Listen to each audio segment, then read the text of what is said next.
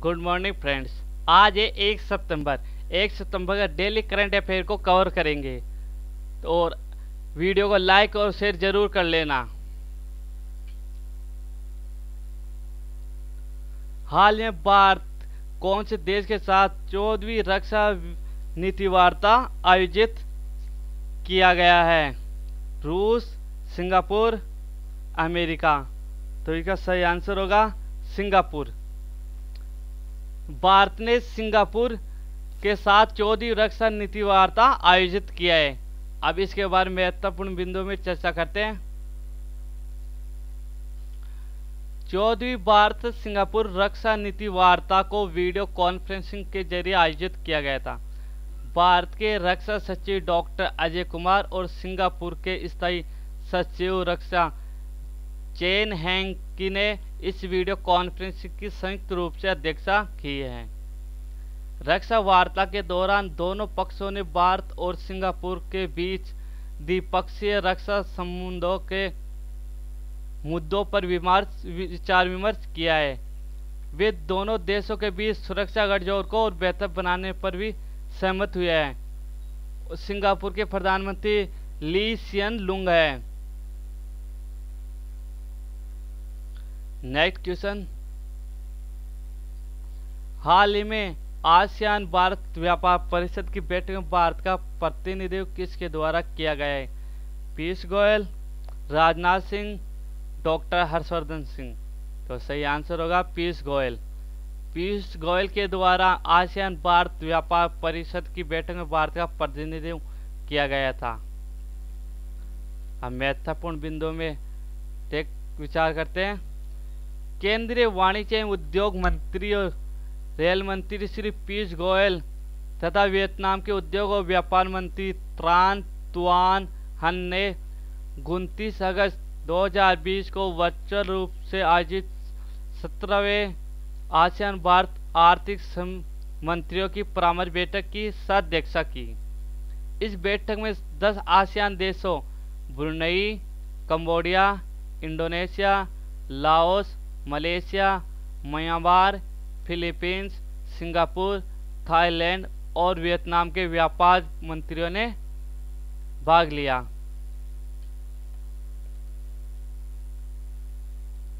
मंत्रियों ने महामारी के आर्थिक प्रभाव को कम करने के लिए सामूहिक कार्य हेतु अपनी प्रतिबद्धता की पुष्टि की और डब्ल्यूटीओ के नियमों का अनुपालन के तहत क्षेत्र में विशेष रूप से आवश्यक वस्तुओं की दवाओं के प्रभाव के लिए आर्थिक और वित्तीय स्थिरता तथा आपूर्ति श्रृंखला कनेक्टिविटी सुनिश्चित करने का संकल्प लिया है। नेक्स्ट क्वेश्चन, हाल ही में अर्चना महंत का निधन हुआ। वे किस क्षेत्र से जुड़े हुए थे? संगीतकार, लेखक, गायिका। तो ये सही आंसर है गायिका। अर्चना मेहता जिसका हाल ही में निधन होगा वह एक गायिकार थी। नेक्स्ट क्वेश्चन, हाल में भारत ने किस राज्य में मेजर ध्यानचंद विजय पथ योजना की शुरुआत हुई है? उत्तर प्रदेश, मध्य प्रदेश, छत्तीसगढ़। तो सही आंसर होगा उत्तर प्रदेश। उत्तर प्रदेश राज्य में मेजर ध्यानचंद विजय पथ योजना की शुरुआत हुई है। अब यहाँ पे बात हुई है मेजर ध्यानचंद विजय पथ योजना, तो इसके बारे में महत्वपूर्ण बिंदु में चर्चा करते हैं। उत्तर प्रदेश के उप मुख्यमंत्री केशव प्रसाद मौर्य ने प्रदेश में पद्म भूषण मेजर ध्यानचंद विजय पथ योजना की शुरुआत की है। राज्य के 29 राष्ट्रीय और अंतर्राष्ट्रीय खिलाड़ियों के गांव घर तक जाने वाली सड़कों को बनाने का वर्चुअल शिलान्यास किया है।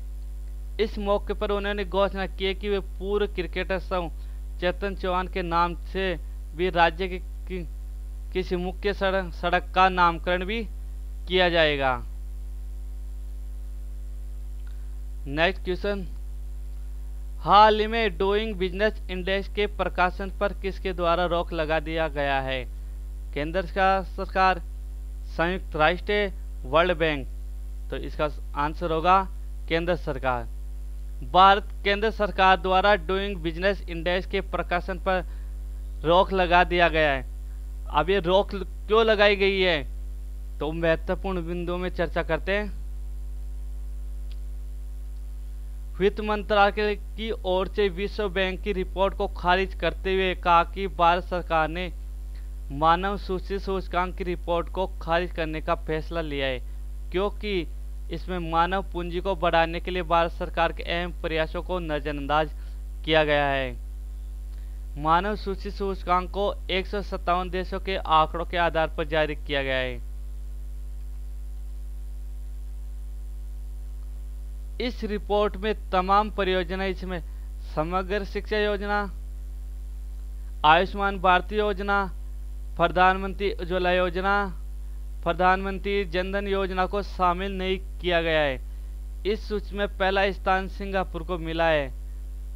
बच्चों के जीवित रहने की संभावना, स्वास्थ्य और शिक्षा जैसे पैमाने में भारत कुल 157 देशों की सूची में 115 स्थान पर है।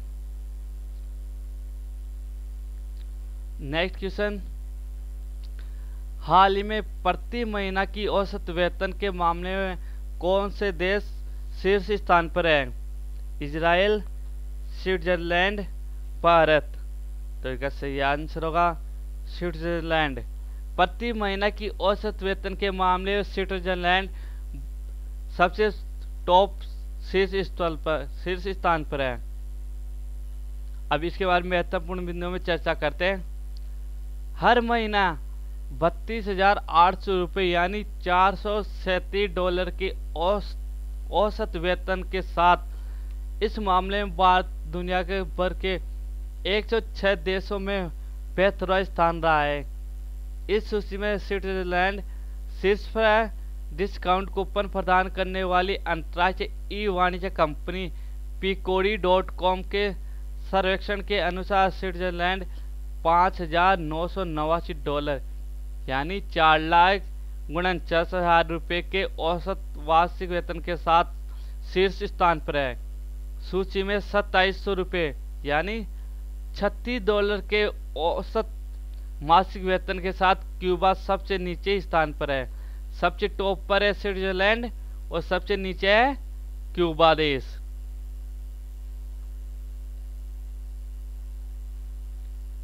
नेक्स्ट क्वेश्चन, हाल में भारत में पहली बार पालतू कुत्तों के लिए किस बीमा कंपनी ने बीमा कवर लॉन्च किया है? LIC, Kotak Mahindra, Bajaj Allianz. तो इसका सही आंसर होगा बजाज आलियांज ने भारत में पहली बार कुत्तों के लिए बीमा पॉलिसी लॉन्च की है। अब उस बीमा पॉलिसी के बारे में महत्वपूर्ण बिंदुओं में चर्चा करते हैं। बजाज आलियांज ने बीमा कवर लॉन्च किया है। इस पॉलिसी का नाम Bajaj Allianz pet dog insurance policy रखा है। बजाज आलियांज ने इस पॉलिसी में कुत्तों से संबंधित तमाम तरह के कवर शामिल है। कंपनी ने बताया कि इसमें कुत्तों की सर्जरी पर होने वाले खर्च, hospitalisation cover, mortality benefit cover, terminal disease cover, long term care cover, body cover, कुत्तों की चोरी या गायब हो जाने जैसी थर्ड पार्टी लाइबिलिटी कवर का भी समावेश किया है।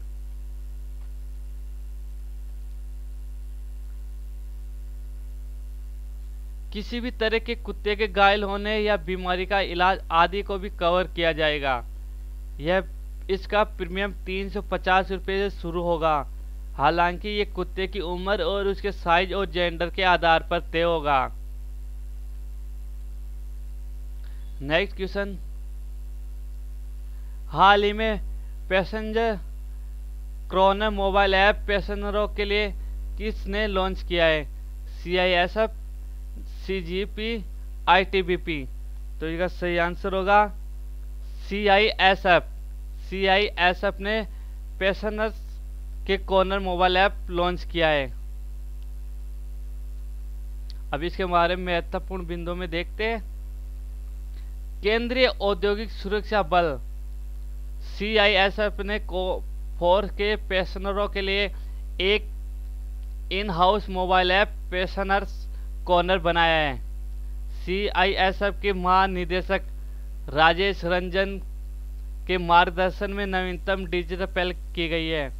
यह ऐप फोर्स के पेंशनरों के लिए संपर्क में लाने और उन्हें डिजिटल प्लेटफॉर्म पर लाने में मदद करेगा।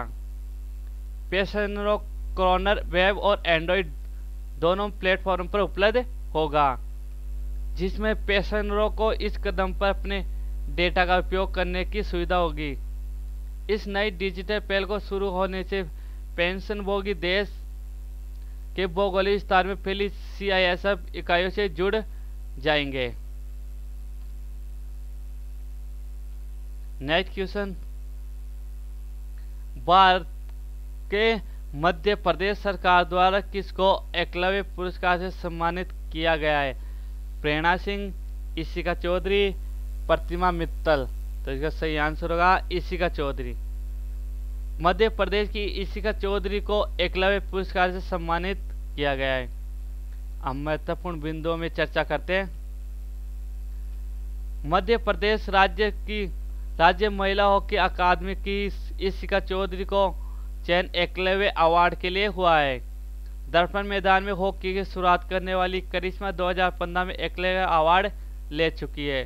करिश्मा यादव ने अकादमी को पहला विक्रम अवार्ड भी दिलाया है।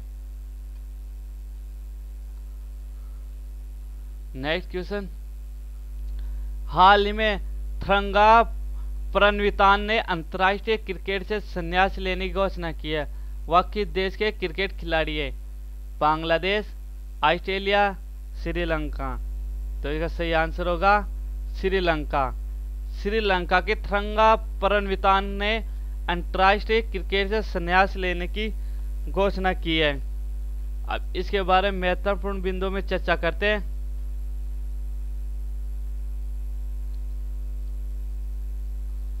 श्रीलंका के क्रिकेटर थरंगा प्रणवितान ने अंतर्राष्ट्रीय क्रिकेट को अलविदा कह दिया है। उन्होंने एक साथ तीनों प्रारूपों से अपनी सेवानिवृत्ति की घोषणा की है। प्रणवितान ने श्रीलंका बनाम पाकिस्तान कराची टेस्ट में पाकिस्तान के खिलाफ अपना डेब्यू मैच खेला है। उन्होंने श्रीलंका बनाम भारत के खिलाफ अपने टेस्ट शतक दोनों बनाए हैं। 2010 में कोलंबो टेस्ट में उन्होंने 111 और 100 रनों की पारी खेली गई थी। श्रीलंका के लिए 32 टेस्ट मैच खेले हैं और इस बीच उन्होंने 2 शतक 11 अर्धशतक बनाए हैं और उनकी 32.58 की औसत से उन्होंने 1792 रन बनाए हैं। नेक्स्ट क्वेश्चन, हाल ही में कितने खिलाड़ियों को अर्जुन अवार्ड 2020 से सम्मानित किया गया है? 27, 20, 15। तो इसका सही आंसर होगा 27। 27 खिलाड़ियों को अर्जुन अवार्ड 2020 से सम्मानित किया गया है। अब महत्वपूर्ण बिंदुओं में चर्चा करते हैं। टीम इंडिया के क्रिकेटर ईशांत शर्मा, शूटर मनु भाकर और शटलर सात्विक साईराज को और रंकी रेड्डी समेत 27 खिलाड़ियों को इस साल 29 अगस्त को खेल दिवस के मौके पर अर्जुन अवार्ड से सम्मानित किया है। इसके अलावा अतनु दास तीरंदाजी, चिराग चंद्रशेखर शेट्टी बैडमिंटन, विशेष बरिगू वंशी बास्केटबॉल, सूबेदार मानिक कौशिक और लोवलिनी बोग्राहैन बॉक्सिंग को भी अर्जुन अवार्ड से सम्मानित किया है। नेक्स्ट क्वेश्चन, हाल ही में राजीव गांधी खेल रत्न पुरस्कार से सम्मानित मरियप्पन थंगुवेलु किस खेल से संबंधित है? क्रिकेट, पैरा एथलीट, कुश्ती। तो इसका सही आंसर होगा पैरा एथलीट। राजीव गांधी खेल रत्न से पुरस्कार से सम्मानित मरियप्पन थंगवेलु पैरा एथलीट से सम्मानित है। अब महत्वपूर्ण में चर्चा करते हैं।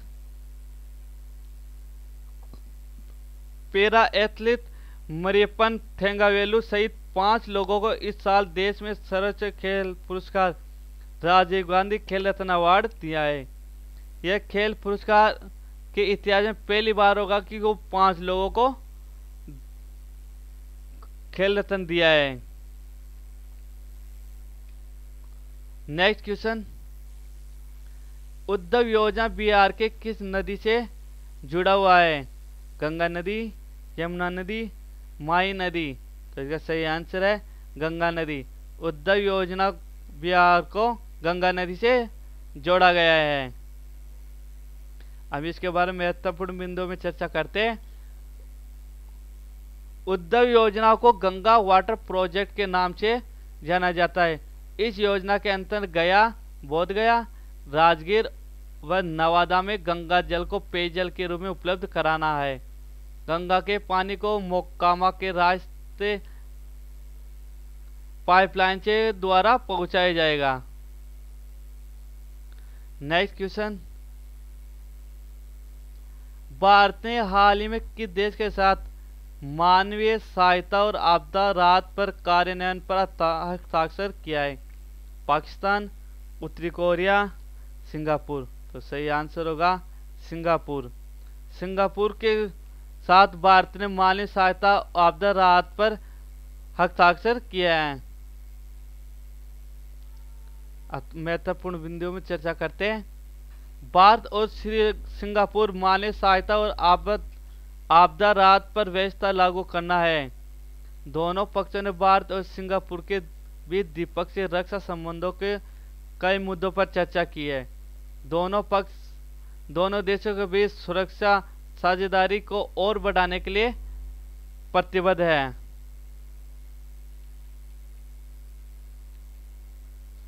ऑनलाइन 2020 शतरंज ओलंपियाड किस देश ने जीता? भारत और बांग्लादेश, दक्षिण कोरिया, रूस और भारत। तो इसका सही आंसर होगा रूस और भारत। 2020 शतरंज ओलंपियाड रूस और भारत ने जीता है। महत्वपूर्ण बिंदुओं में चर्चा करते हैं। ऑनलाइन शतरंज ओलंपियाड ने रूस और भारत दोनों देशों को संयुक्त रूप से विजेता घोषित किया है। नेक्स्ट क्वेश्चन, हाल ही में अंतर्राष्ट्रीय लघु उद्योग दिवस किस तारीख को मनाया गया है? 29 अगस्त, 30 अगस्त, 28 अगस्त। तो सही आंसर होगा इसका 29 अगस्त। 29 अगस्त को अंतर्राष्ट्रीय लघु उद्योग मनाया गया है। अब ये लघु उद्योग क्यों मनाते हैं, तो इसका उद्देश्य क्या है? तो 30 अगस्त को अंतर्राष्ट्रीय लघु उद्योग दिवस मनाया जाता है। यह दिवस लघु उद्योगों को बढ़ावा देने और बेरोजगारों को रोजगार के लिए अवसर उपलब्ध कराने के उद्देश्य से मनाया जाता है। भारत जैसे विकासशील देश में आर्थिक विकास के लघु उद्योगों की महत्वपूर्ण भूमिका है। नेक्स्ट क्वेश्चन, हाल ही में एशिया के लिए राष्ट्रीय स्तर पर योगदान परिवहन पहल को किस संगठन ने लॉन्च किया है? नीति आयोग, खेल मंत्रालय, गृह मंत्रालय। तो सही आंसर होगा इसका नीति आयोग। नीति आयोग ने एशिया के लिए राष्ट्रीय स्तर पर योगदान परिवहन पहल को लॉन्च किया है। अब महत्वपूर्ण बिंदुओं में चर्चा करते हैं। नीति आयोग ने हाल ही में एशिया के लिए राष्ट्रीय स्तर पर एक निर्धारित योगदान परिवहन पहल NDCTIA लॉन्च किया है। ग्रीन गैस उत्सर्जन में कमी के उपायों के लिए तकनीकी सहायता प्रदान करने और परिवहन को डिकार्बोनाइज करने के लिए यह पहल शुरू की गई है। Next question, global think tank TRI द्वारा आयोजित दरबारी सेठ मेमोरियल व्याख्यान किस प्रसिद्ध व्यक्तित्व ने दिया? पान की moon, Antonio Guterres, Kofi Annan. तो इसका सही आंसर होगा एंटोनियो गुटेरेस। एंटोनियो गुटेरेस ने दरबारी सेठ मेमोरियल व्याख्यान का प्रसिद्ध व्यक्तित्व दिया। अब इसके बारे में महत्वपूर्ण बिंदुओं में चर्चा करते हैं। संयुक्त राष्ट्र के महासचिव एंटोनियो गुटेरेस ने ऊर्जा और संसाधन संस्थान द्वारा आयोजित 19वां दरबारी सेठ मेमोरियल व्याख्यान दिया। संयुक्त राष्ट्र महासचिव ने the rise of renewables shining A light on A sustainable future शीर्षक से व्याख्यान दिया।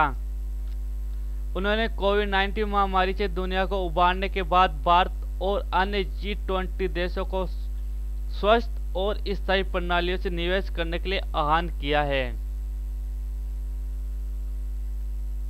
नेक्स्ट क्वेश्चन, किस देश द्वारा भारतीय डॉक्टर द्वारकानाथ कोटिनिस की प्रतिमा स्थापित की जाएगी? बांग्लादेश, रूस, चीन। तो इसका सही आंसर होगा चीन। चीन देश के द्वारा भारतीय डॉक्टर द्वारकानाथ कोटिनिस की प्रतिमा स्थापित की जाएगी। अब ये चीन में कोटिनिस स्थापना क्यों की जाएगी, वो महत्वपूर्ण बिंदुओं में चर्चा करते हैं। चीन की सरकारी मीडिया के अनुसार भारतीय डॉक्टर द्वारकानाथ कोटिनिस को सम्मानित करने के लिए देश में कांस्य प्रतिमा स्थापित की जाएगी।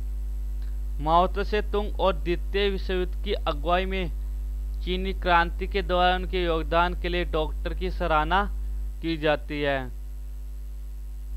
डॉक्टर द्वितीय विश्व युद्ध के दौरान चीन की मदद करने के लिए भारतीय राष्ट्रीय कांग्रेस द्वारा भेजी गई चिकित्सा टीम को एक हिस्सा थे। बाद में चीन की कम्युनिस्ट पार्टी में शामिल हो गए थे। और नेक्स्ट क्वेश्चन और लास्ट क्वेश्चन, किस राज्य की विधानसभा ने केंद्र सरकार द्वारा पेश कृषि विपणन पर अध्यादेशों के खिलाफ प्रस्ताव पारित किया है? पंजाब, महाराष्ट्र, नागालैंड। तो इसका सही आंसर होगा पंजाब। पंजाब राज्य की विधानसभा ने केंद्र द्वारा पेश कृषि विपणन पर अध्यादेशों के खिलाफ प्रस्ताव पारित किया है। अब इसके बारे में महत्वपूर्ण बिंदुओं में चर्चा करते हैं। पंजाब विधानसभा ने सर्वसम्मति से मुख्यमंत्री अमरिंदर सिंह द्वारा प्रस्तुत केंद्र के कृषि अध्यादेशों के खिलाफ एक प्रस्ताव पारित किया है। विधानसभा ने प्रस्तावित बिजली संशोधन विधेयक 2020 के खिलाफ भी प्रस्ताव पारित किया।